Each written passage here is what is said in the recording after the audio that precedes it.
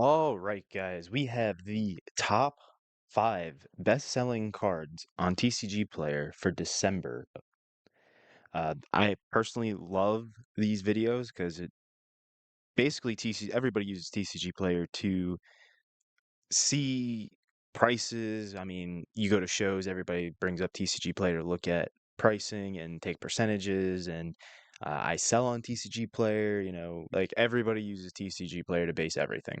So when TCG Player sends me something, I like to look at it. So it also kind of helps us see, like, hey, what cards are moving, what cards, kind of aren't moving as well. Maybe things that are going out of print. I might be hinting at something there. Just seeing how people are loading up or maybe selling off, etc. So without further ado, we have a cards from $1 to $50, and then we have cards that are $50 plus. With Pheasantipity, we are starting with the $1 to $50. So Pheasantipity, this is from Shrouded Fable, and Pheasantipity is a very playable card. As you can see, it's down quite a bit, but that's because it's been reprinted. It was in the Trainer's Toolkit, which has essentially crashed the card. Wow, I didn't even realize this card was that expensive. $17. Wow. And it brought it all the way down to like $5. And as you can see, the volume is absolutely crazy at this $5 range. So definitely a very high velocity, definitely a card selling with very high velocity. Next, we have the Hilda from White Flare. Now, this is good because, a lot of people are ripping Black Bolt, White Flare to complete their master sets. They're very, very, very popular sets. And, this is just bulk essentially. But if you can, sell this for $1.50, sell it with $1.30 shipping, you can get a decent amount of money back for your pack. If this is all you hit, it's better to get that dollar or whatever back if you can than to not. Again, this is a very playable card, and it hasn't been hammered with reprints, which is great. And I'm not very big on the playable side of stuff, so I don't know a whole lot. But um, these playable cards staying over $1 is really good, and if they don't get reprints, they tend to stay over $1. Next, we have Kabuto, and Kabuto is like a pump and dump from my understanding. Honestly, I don't even know if I'm looking at the right one. Oh my God. Yeah, I'm definitely looking at the right one. Look at that sales volume. Wow. From 61 cents. Wow. It is up 2,200%. That's insane. But yeah, this is just a pump and dump from whatever, Kabuto King, I think. But surprisingly, it hasn't dumped. It's just pumping. All right. On to Charizard, Phantasmal Flames. So, with this one, and this I think it's just Charizard popularity and maybe master setting. It might have some playability. Again, I'm not huge on the playability side, but if that's your hit in the pack, you almost get your pack value right back out of this one card. You get this and another, playable card or something like that, and you actually make a decent amount of money. Not a decent amount, but you make a small amount of money off of your pack. And it actually looks like it hit a bottom right under $4. So it's on its way back up. Finally, we have the best selling card under $50 on TCG Player, and that is the Mega Gengar from Phantasmal Flames. So the top two selling cards under $50 are from Phantasmal Flames. So that's pretty decent. You have some value in the lower end stuff, and it looks like it reached a bottom of $2 and it rebounded on the way back up. Uh, this is just Gengar being popular, in my opinion. I definitely think they missed by not having an illustration rare or a special illustration rare of Gengar in Phantasmal Flames, like everybody, myself included, wanted and thought. But, with Ascended Heroes coming out, maybe this tanks, maybe that's why it's starting to pump back up, or maybe there's playability. Again, I'm not too keen on the playability side of things. All right, so now we're going to move into the cards that are $50 plus. So let's start looking at them. And number 5, we have Blastoise from 151. And honestly, not a shocker to me. 151's getting ready to go out of print. This is kind of what I was alluding to earlier in the video. 151's getting ready to go out of print. Blastoise, OG starter. Everybody loves Blastoise. Beautiful, absolutely beautiful artwork on this card. If you've never seen it in person, you absolutely have to. It just it looks absolutely amazing.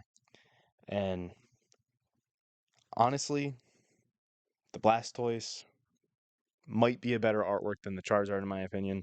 Just he doesn't have the same fanfare and love as the Charizard. Next, we have the Mega Charizard from none other than Phantasmal Flames. Everyone expected this to be a big hit.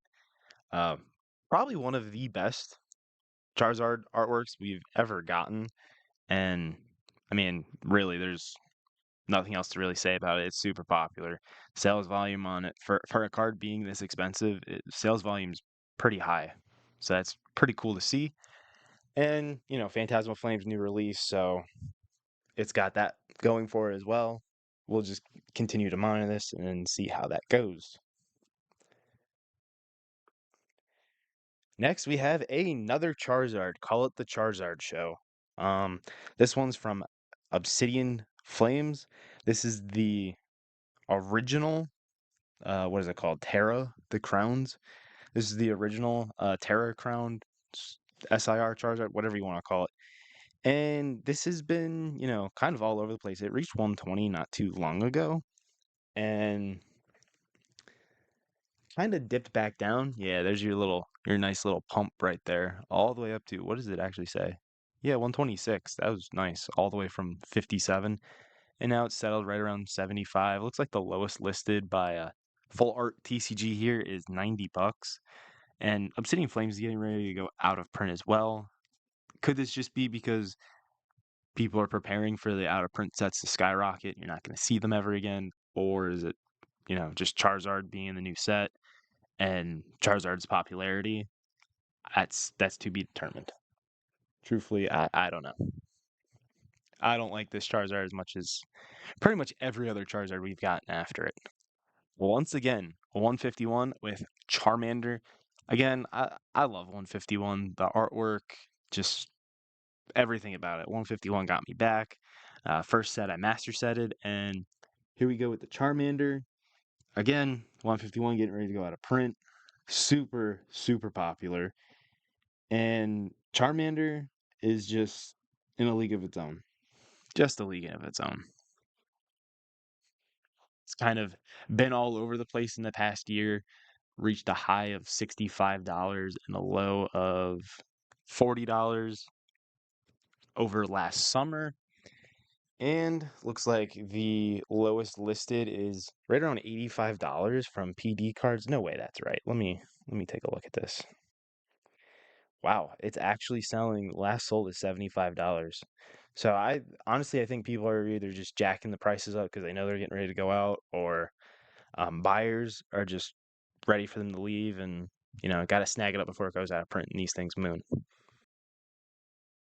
So we have an honorable mention. Blastoise barely outsold the Zapdos from 151, and this could just be because Blastoise is a starter versus Zapdos being a legendary. Zapdos reached a high of $94, and it's down to about $68. So they're pretty close in price point.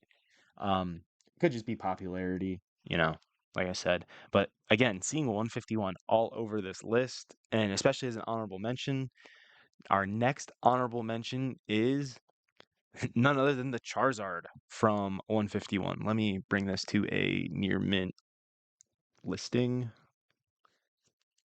So as you can see, 151 is moving at a very high velocity. Still, Charizard especially. And, Blastoise might be moving more than the Charizard just because it's wildly cheaper for, whatever reason. I think that's just because, again, recency bias with Charizard set coming out and just Charizard being super popular. But as we can tell, 151 truly is a set of the ages. 151, or Charizard here, had a high of 290, got down to like 180, and got back up to 300 we're at 265 roughly. So yeah, Charizard's definitely a lot more expensive than the Blastoise, and that's probably what's helping the Blastoise be a little bit more popular or selling at a higher velocity than the Charizard is just the cheaper price point. So on to number one. You guessed it, another Charizard. Again, is it because Charizard set just came out? Is it just Charizard's that good? Who knows? I'm gonna go with a mixture of everything. Popularity, new set is a Charizard set, and that just makes people want Charizard. This is probably more than likely due to a buyout, which, as you can see, have been very consistent throughout the last year. That's probably a buyout, buyout, buyout. You know, there's a lot of buyouts in there where there's just spikes in buying volume. And TCG Player says an average of like 4 copies per buyout on December 10th, 16th, and 20th, respectively. So, if one person's buying 4 copies of the same card, 5 copies of the same card, I mean, that's not as organic, I guess, but hey, Charizard popularity, cool, absolutely sick promo fighting Mewtwo. And this card in a PSA 10 sells for a lot, so it could be someone doing that. You got the surprise Diglett down there in the bottom left. You got a lot of like sleeper Pokemon in here. So there you have it, guys. The top selling cards on TCG Player for the month of December, under 50 and over 50. If you like my video, smash that subscribe button, drop a comment, and head on over to my website, maxpacks.com. Get yourself some English Pokemon, some Japanese Pokemon. We've been buying collections for English stuff. This is Joe, dipping out. See you guys on the next video.